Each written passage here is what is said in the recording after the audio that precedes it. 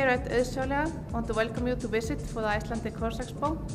Me and my family and horses will welcome you when you come.